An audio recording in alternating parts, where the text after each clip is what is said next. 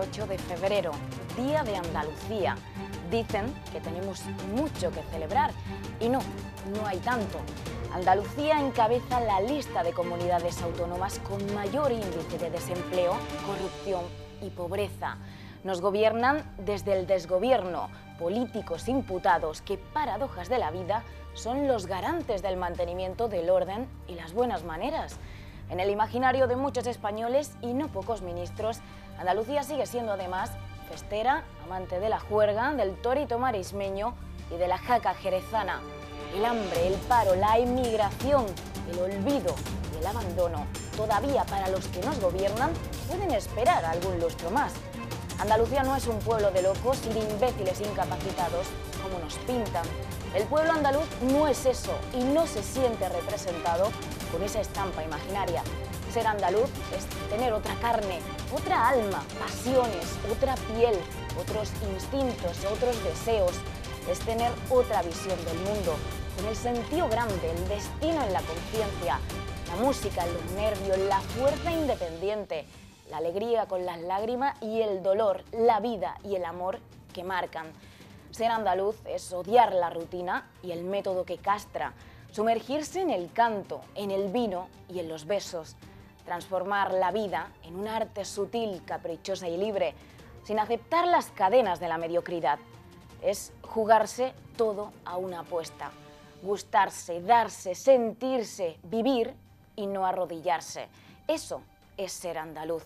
Y lo que hoy, aunque no nos dejen, hay que celebrar, que somos libres y que queremos elegir el cambio para seguir siendo lo que somos, andaluces.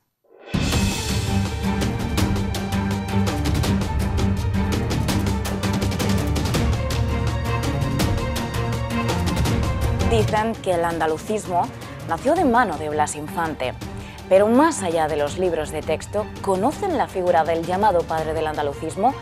Blas Infante nació en la calle de la Carrera número 46, en Casares, un municipio de la provincia de Málaga. Político ambicioso, pronto reescribiría la historia del sur de España.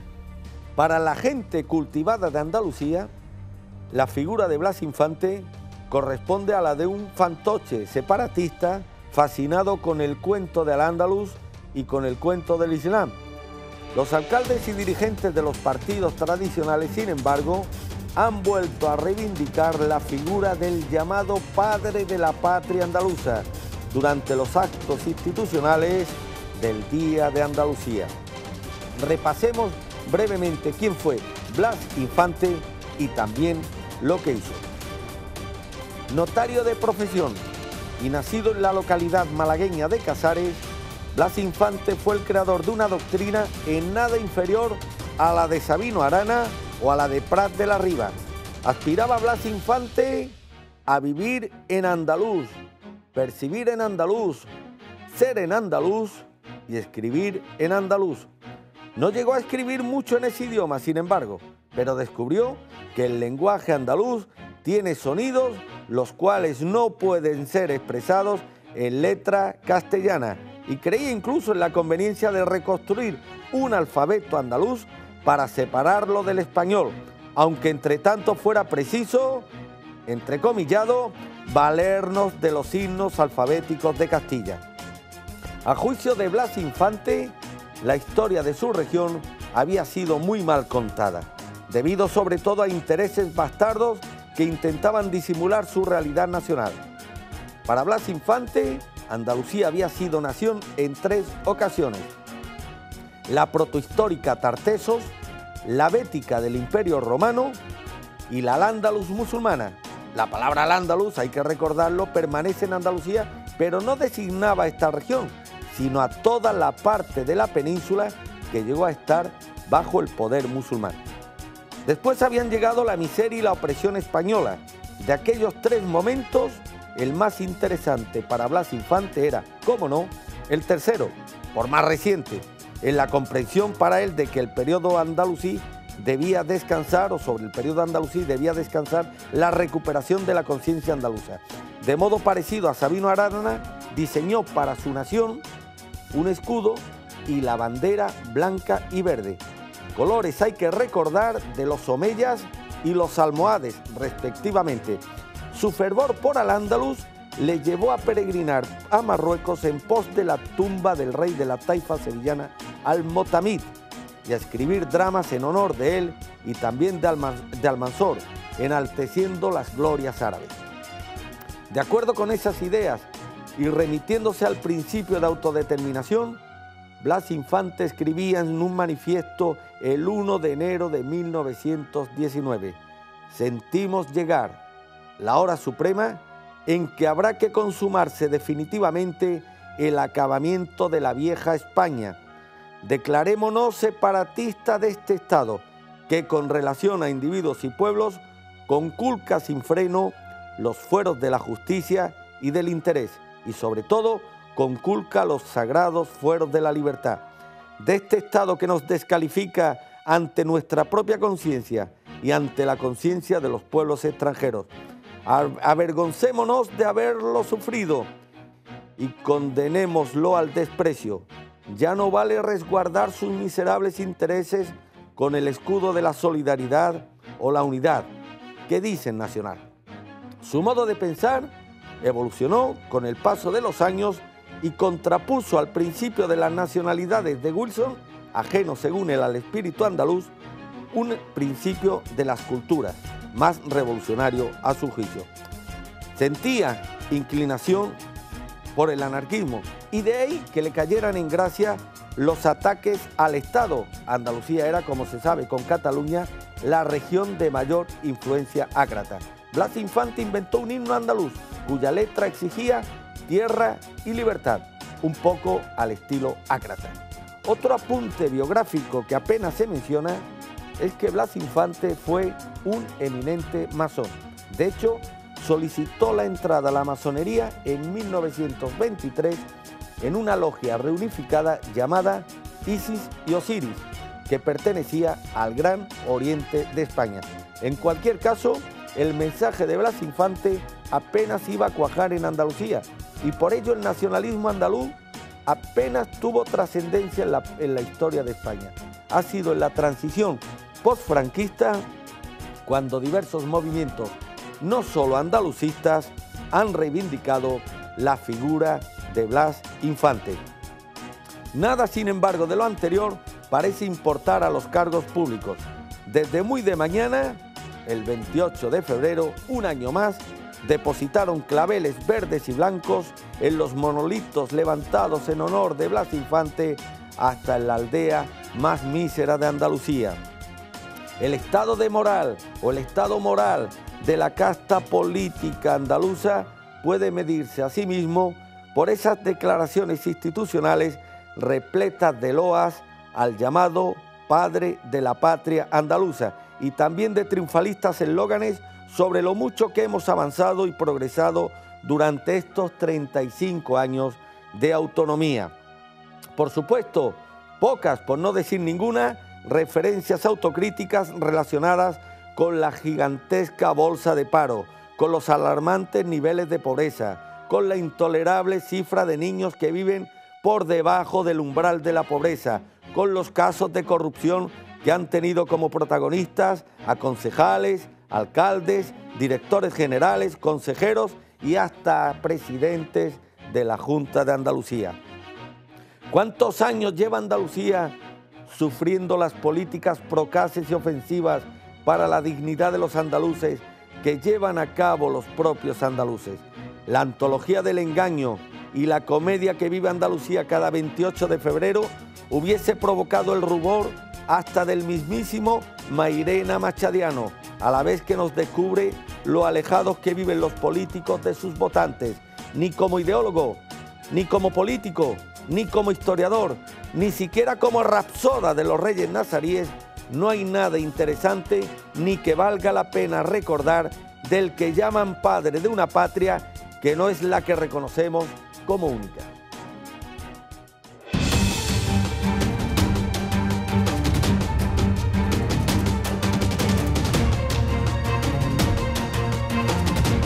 A principios de los años 70, el pueblo andaluz empezó a despertarse y a sentir el aliento de que era posible enterrar la dictadura. Un largo y difícil camino que terminaría el 28 de febrero de 1980, cuando los andaluces alcanzaron la autonomía plena por el artículo 151 de la Constitución. Hoy los hijos de la autonomía son, dicen, la esperanza de un futuro que augura desde un presente negro. Para comprenderlo mejor, hacemos un repaso por la historia.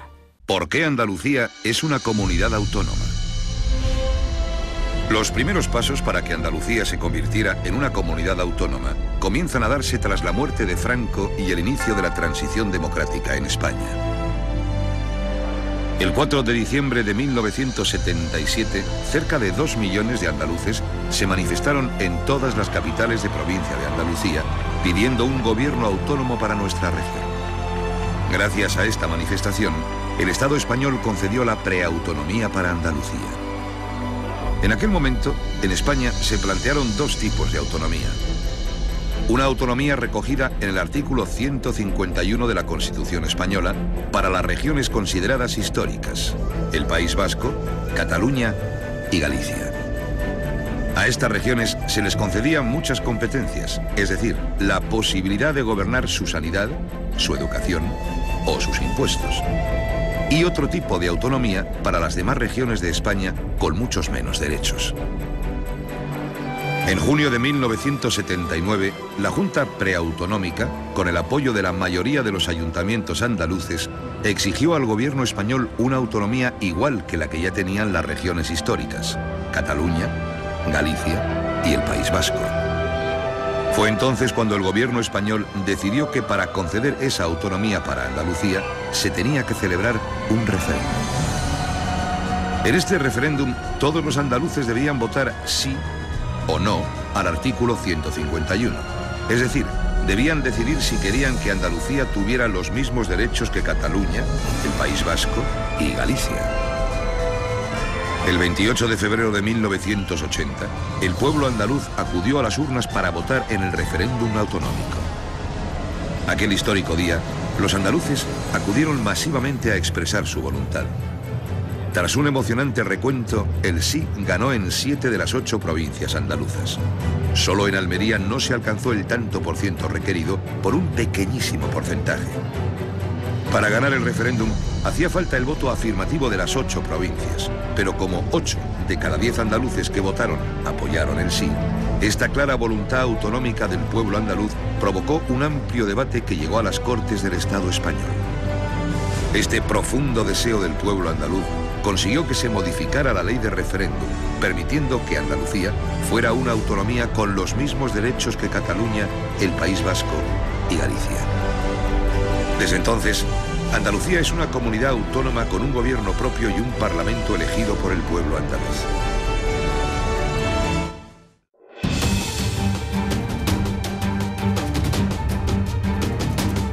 La autonomía andaluza despierta con sangre. Una bala atravesó a García Caparrós, un joven malagueño que podía haber sido cualquier otro de los miles de manifestantes que llenaron las calles de Málaga. 1 millón de andaluces pidieron la autonomía en su momento. Fue una fiesta, nos dice la historia, pero también escrita a base de dolor. Y ahora nos preguntamos, ¿el estado de autonomías a quién ha beneficiado? 30 años después, ¿para qué ha servido? Estos son Marta y Juan. Ambos nacieron en 1978, cada uno en un punto de España. Ese año los españoles aprobaron la Constitución, que dio origen al Estado de las Autonomías y estableció una nueva ley electoral. Marta y Juan fueron creciendo al abrigo de los principios que la Constitución proclamaba. Sin embargo, aunque los dos estudiaron en colegios públicos, no contaron con los mismos medios. Y en algunos lugares el idioma creaba problemas adicionales. Tampoco la sanidad era la misma. Cuando Marta tuvo un serio problema de salud estando de vacaciones en otra comunidad autónoma, costó mucho que la atendieran porque no tenían sus datos. Y además el hospital no estaba bien equipado por falta de presupuesto. Algo empezaba a fallar. El sistema electoral había propiciado la aparición del bipartidismo.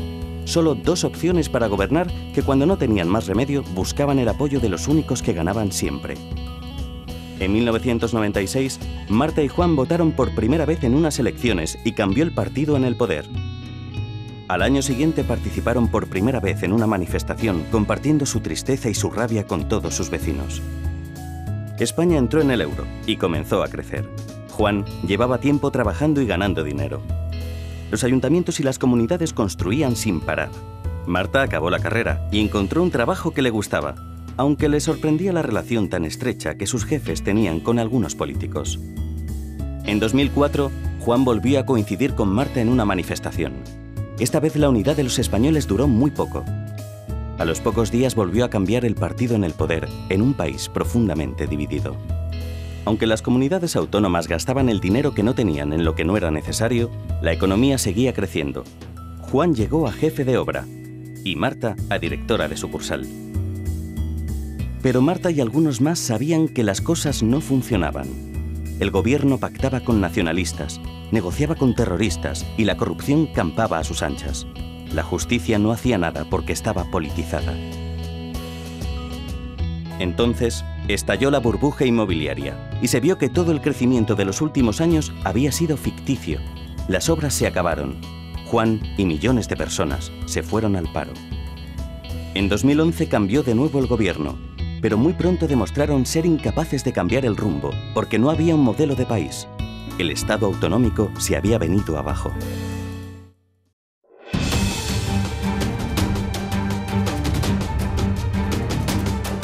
Ante esa realidad nos preguntamos los andaluces dónde han estado todos esos que ahora se llenan la boca de Andalucía, dónde han quedado las propuestas que hicieron, dónde las promesas, dónde los compromisos con los ciudadanos, dónde quedaron aquellas voces que nos decían que era el momento de Andalucía, dónde. El Día de Andalucía se encuentra inmerso este año en una precampaña electoral autonómica, con una lucha sin cuartel de los grandes partidos, partidos que cuentan con un rosario de imputados en sus filas.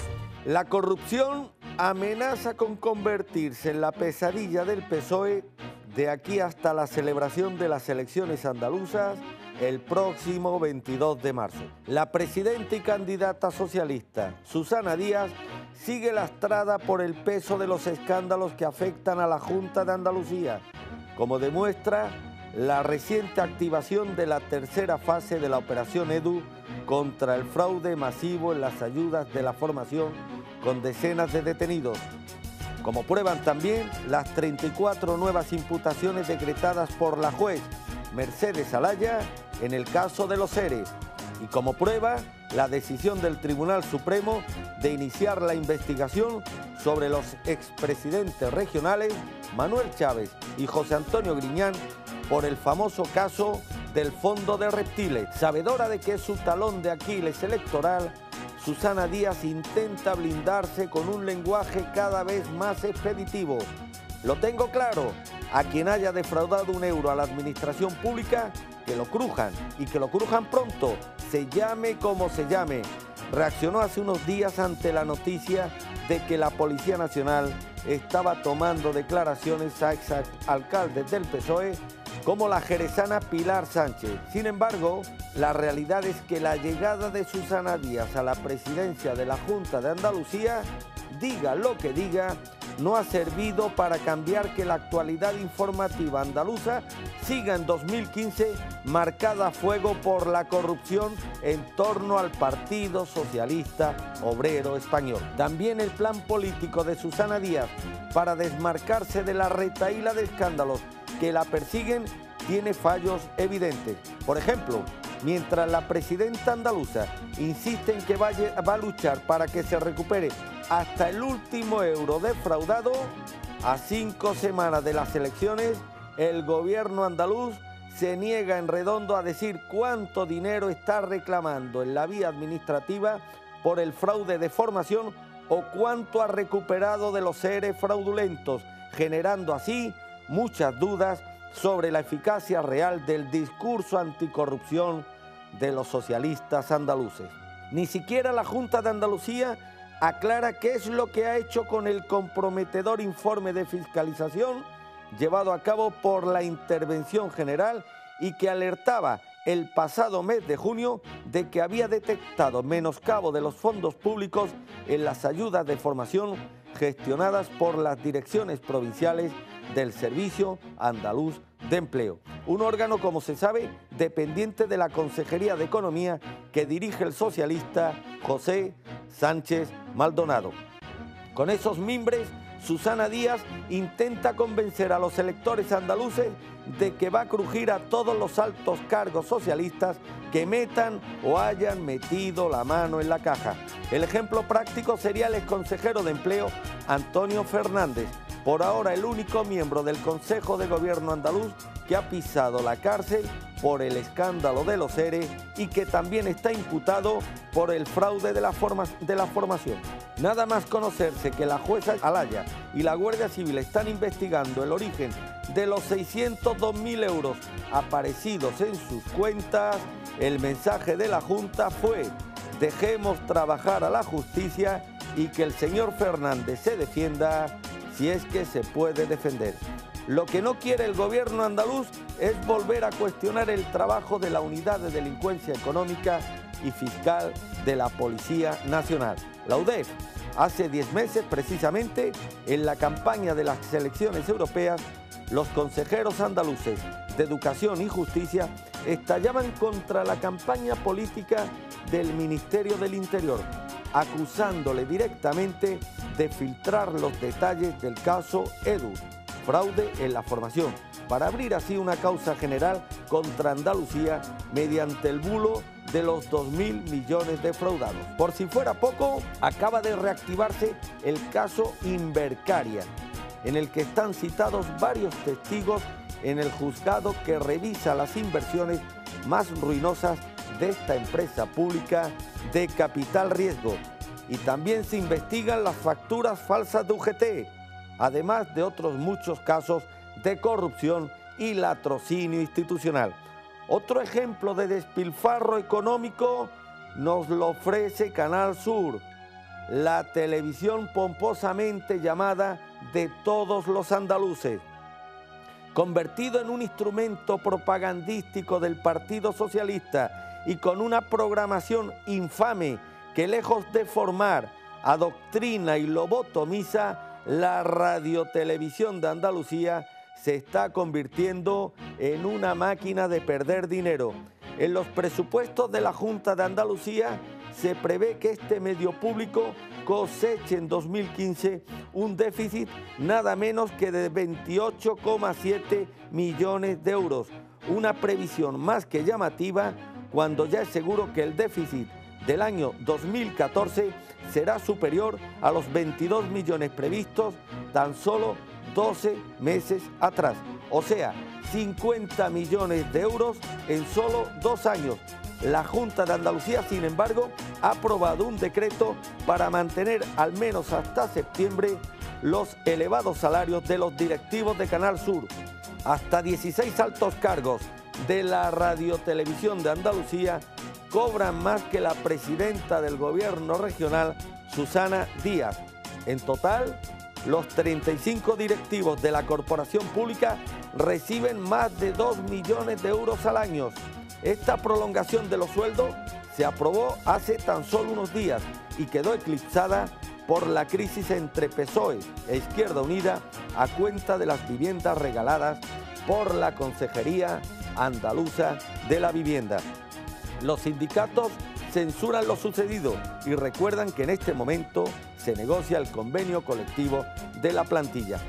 Claro que nada de esto sería de extrañar a poco que se conociera que los objetivos de la Junta de Andalucía se centran en la conservación de la subsidiariedad económica y en el mantenimiento de una inoperante bolsa de funcionarios públicos antes que en potenciar las posibilidades económicas de una región afiliada desde hace lustros al presupuesto público como la única salida económica con la que sueña la mayoría de sus ciudadanos.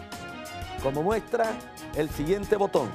Casi el 80% de los presupuestos de la Junta de Andalucía se destinan al pago de funcionarios públicos y al pago a estériles programas de empleo que no tienen otra utilidad social que la de preservarle al Partido Socialista su gigantesca bolsa de votantes. Con todo ello, Susana Díaz confía en que su desgaste electoral sea el menor posible, pero resulta que hasta la ley de transparencia, el as que creía tener en la manga, no entra en vigor hasta el próximo verano, lo que abona la teoría de los críticos de la presidenta, que lo suyo es mucho más ruido que nueces.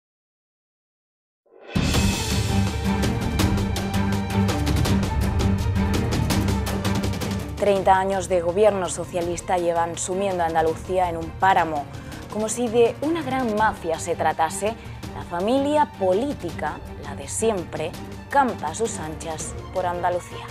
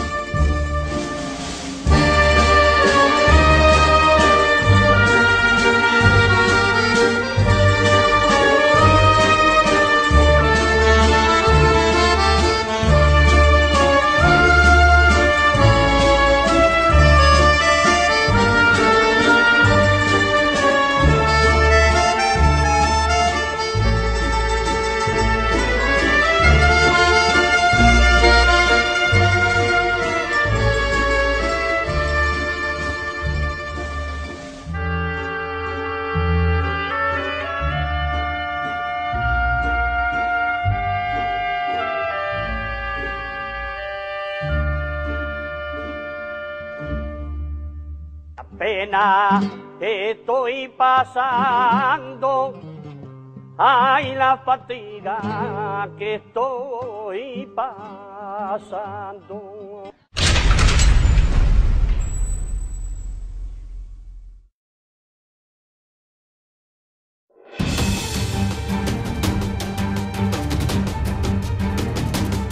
Y entre la oscuridad se hizo la luz. La jueza Mercedes Alaya, titular del Juzgado de Instrucción número 6 de Sevilla, está siendo la adalid de la lucha anticorrupción de la clase política andaluza. podría representar el contrapunto ético a la actual casta política andaluza. Y es que no deben existir precedentes en la judicatura española de un único juez que instruye hasta 8 macrocausas de forma casi paralela. La titular del Juzgado de Instrucción número 6 de Sevilla, Mercedes Alaya, ha acaparado en el último lustro la investigación de los principales casos de corrupción en Andalucía, que comparten casi todos ellos un mismo origen troncal: los presupuestos de la Consejería de Empleo.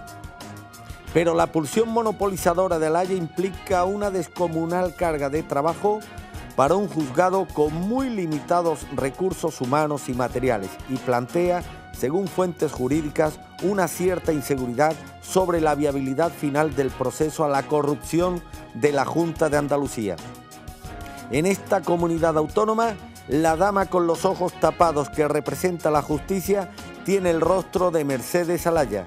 Desde que asumió la investigación de la trama de la empresa municipal Mercasevilla, las macrocausas relacionadas con los fondos de empleo han ido desgajándose como capas de una cebolla. El caso Mercasevilla mutó en 5 piezas diferentes, 2 de las cuales, las referentes al delito societario y a la venta fraudulenta de suelo, pueden considerarse macrocausas por la dimensión de los respectivos sumarios. De esta investigación también provienen las diligencias abiertas por la Operación Madeja sobre el presunto enriquecimiento ilícito del exasesor del Ayuntamiento de Sevilla, Domingo Enrique Castaño, y la presunta financiación ilegal del PSOE, así como el propio caso de los expedientes de regulación de empleo, ERE fraudulentos, que nació cuando Alaya detectó entre los beneficiados por el ERE de Mercasevilla a personas que nunca habían trabajado en esta empresa y que ya acumula 207 imputados. La jueza Alaya también abrió diligencia sobre las ayudas económicas por la agencia IDEA, la entidad pública que la Junta de Andalucía utilizaba para pagar los ERE presuntamente fraudulentos, y casi con toda certeza asumirá en breve la investigación sobre los cursos de formación financiados por el gobierno andaluz, una causa que puede superar en volumen económico a la del caso ERE. Por si todo este descomunal entramado fuese insuficiente, el juzgado de Mercedes Alaya también instruye desde 2008 el caso Betis, la diligencia sobre el delito societario de Manuel Ruiz de Lopera y su gestión de 18 años al frente del Club Verde y Blanco, otro sumario extraordinariamente voluminoso. Para esta colosal carga de trabajo, Alaya apenas cuenta con refuerzos respecto al resto de los juzgados de la Audiencia de Sevilla. Dispone de un juez de refuerzo, Álvaro Martín Gómez, para atender la gestión ordinaria que no está relacionada con las macrocausas. Asimismo, cuenta con 2 funcionarios de apoyo, una fotocopiadora algo más moderna de lo que se estila en las dependencias judiciales y una grabadora de SD que se rompe cada 2 por 3, según señalan abogados personados en la causa. En total, el equipo de Mercedes Alaya para destripar la corrupción andaluza está integrado por 5 funcionarios y un técnico. El juzgado cuenta con otros 5 funcionarios dedicados al resto de la intendencia diaria, pero no despachan con la titular. Los medios son patéticos. Antes del verano y después de que Alaya insistiese mucho, la Consejería de Justicia ha instalado en los ordenadores el sistema EXNE, que permite la notificación telemática de las diligencias. Pero lo de este juzgado es la lucha de David contra Goliat. Sin embargo, la concentración de macrocausas bajo una misma magistrada implica asumir los riesgos de las limitaciones físicas de esta.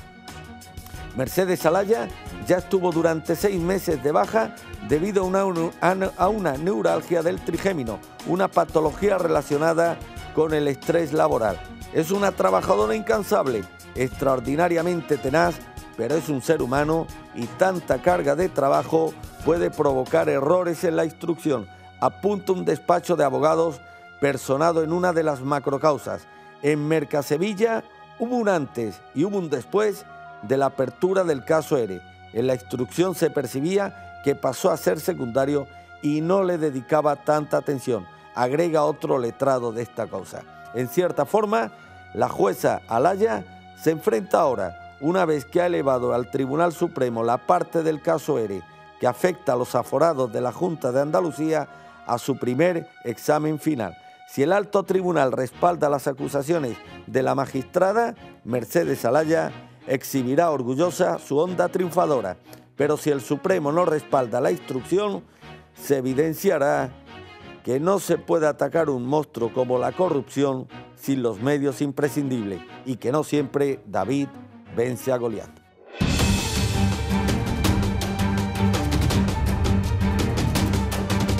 Hay quienes se dan golpes en el pecho, son los mismos que olvidan que Andalucía tiene unas tasas de paro, de pobreza y de exclusión social más elevadas del país y que sufre tanto o más recortes sociales de todo tipo, empezando por la sanidad. A pesar de que los representantes políticos presentan a nuestra tierra como la garante de los derechos sociales, Andalucía registra las más altas tasas de exclusión de España. Más de 3,5 millones de personas viven en Andalucía en claro riesgo de pobreza y exclusión social, lo que supone cerca del 40% de la población de la comunidad autónoma, según el informe elaborado por la Red Andaluza de Lucha contra la Pobreza y la Exclusión Social. Los datos de este mismo informe reflejan que la pobreza y la desigualdad siguen creciendo imparables en Andalucía, donde el 55% de las familias carecen de capacidad para afrontar gastos imprevistos. El 23% confiesa tener muchas dificultades para llegar a final de mes y el 13% ha tenido retrasos en el pago de gastos relacionados con su vivienda en los últimos 12 meses. Además, estos datos señalan que donde se da con mayor crueldad e intensidad la pobreza en la comunidad andaluza es precisamente entre la población infantil. Y es que mientras en España el 32,6% de menores se encuentran en riesgo de pobreza, aquí en Andalucía aumenta hasta el 45,3%, condicionando de esta manera el desarrollo social y educativo de los menores andaluces. Del mismo modo, se ha situado como la peor región de la Unión Europea en términos de desempleo, con una tasa superior al 34%, aunque bien es verdad que en algunas provincias, como Cádiz, está por encima incluso del 42%. Por lo que respecta a la tasa de paro entre los jóvenes, el 62% de los andaluces menores de 25 años se encuentran sin empleo, según datos de la encuesta de población activa. La gran novedad es que no hay novedad, porque continuamos siendo cada día más pobres. En Andalucía cada vez hay más pobres y paradójicamente en Andalucía cada vez hay más ricos. No es de recibo que Andalucía sea la región más pobre de Europa y estemos también a la cola de pobreza infantil que sigue aumentando, pese a las proclamas triunfalistas de los dirigentes de la Junta Andaluza. Y cuando uno se esconde es que algo teme. Hay también que recalcar que la educación es otra de las áreas en las que Andalucía sigue siendo la primera región en cuanto a recortes y también al dinero que destina para cada alumno en centros públicos, y sigue siendo también la región donde hay una alta tasa de fracaso y abandono escolar. Por otra parte, la comunidad es la que menos destina también al sistema sanitario, donde se recortan empleos, recursos en hospitales o en centros de salud. Y escurrir demasiado el bulto para no hablar de verdad y de frente a los españoles. Por si fuera poco, en Andalucía sigue aumentando el número de desahucios. Así, la comunidad lidera la lista de ejecuciones hipotecarias con nada menos que 7.703 emitidas durante el cuarto trimestre del pasado año, según datos del Instituto Nacional de Estadística. En este mismo periodo, y según datos del Consejo General del Poder Judicial, se practicaron en Andalucía 2.864 desahucios, lo que supone un 24,9% más que en 2013. Y es que desde que comenzó la crisis, todas las administraciones han reducido sus gastos en servicios sociales y también en ayuda a las familias, mientras que las organizaciones sociales los han aumentado. Y entre tanto, los responsables del Ejecutivo Autonómico siguen hablando de un plan de choque contra la pobreza que, sin embargo, no llega a funcionar. Así, los datos de pobreza y exclusión crecen al ritmo que descienden las inversiones en políticas de protección social. Hoy hay 600.000 andaluces que viven sin ningún tipo de cobertura social. Estamos hablando de pobreza en una de las regiones con más recursos económicos de toda España. Claro que si lo que distingue a una región fuerte es la fortaleza de su clase media, aquí en Andalucía la clase media ha sido paulatinamente destruida por mor de unas políticas que contemplan a los ciudadanos desde una perspectiva exclusivamente electoral y no como la suma de las iniciativas de personas libres, responsables y que no dependan del poder político y burocrático para poder desarrollar.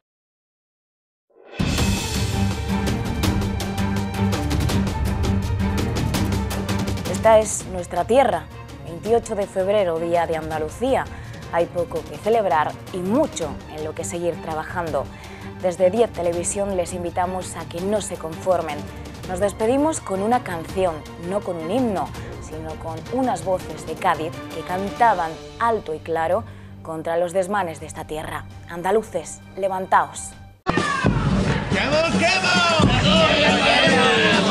¡Aunque diga hay amor! ¡Aunque diga!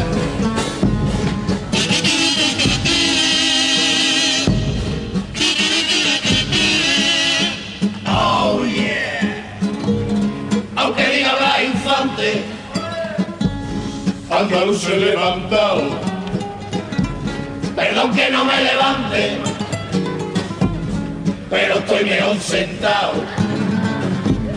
Bueno, voy a poner de pie y a dejar de tontería.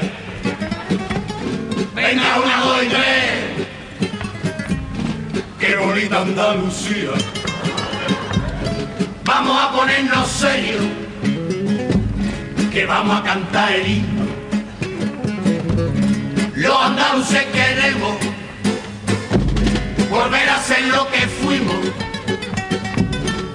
fuimos antiguamente, pobrecitos y vasallos, siervos de terratenientes y de chulos a caballo. Si este pueblo se disparata con la boda de un matavaca y la niña de una duquesa, si este pueblo se le arrodilla a una espada y a una mantilla, este pueblo me da vergüenza. Menos rollo de verdes mares, de campiñas y de olivares, casi luego nos luce el pelo. Casta. Después te ponen la serie de Emilio Aragón, ping pong con su cata, y aparece en el más ínfimo escalón de su estrecha jerarquía el servilismo mamón.